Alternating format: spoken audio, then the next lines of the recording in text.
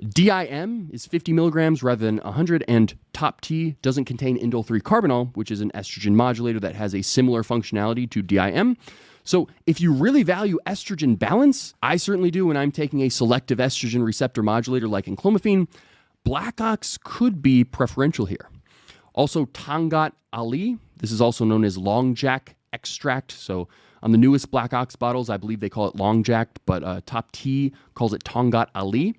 Black Ox contains a bit more, 300 milligrams versus 200 milligrams. So if you strictly looked at the research, Tangat Ali has more evidence of testosterone boosting efficacy than most herbs, but I would be willing to bet that Fedosia is more powerful.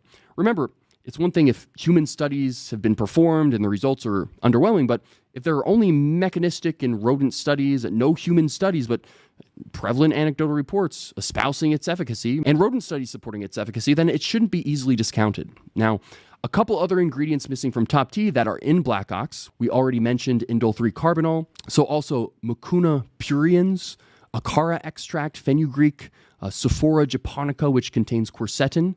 These are most likely the relatively lower potency compounds in reference to testosterone enhancement, which is most likely why they weren't included in Top T. Black Ox also has black pepper extract, which enhances the absorption of many compounds. I personally supplement with additional black pepper extract.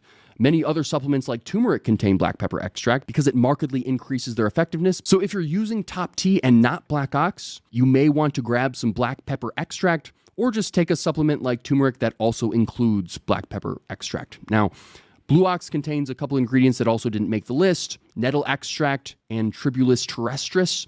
Nettle extract I do somewhat appreciate because it is a potential DHT blocker.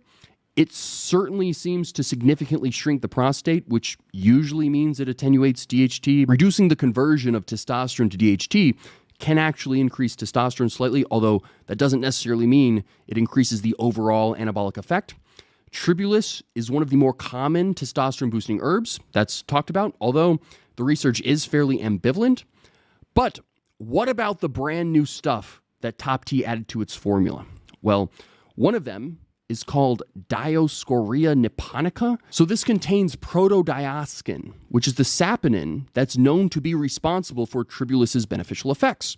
So it appears that Enhanced Labs attempted to find effectively a more concentrated Tribulus terrestris. They also added some maca. Now, this herb has been used since ancient times to enhance fertility, libido, and energy.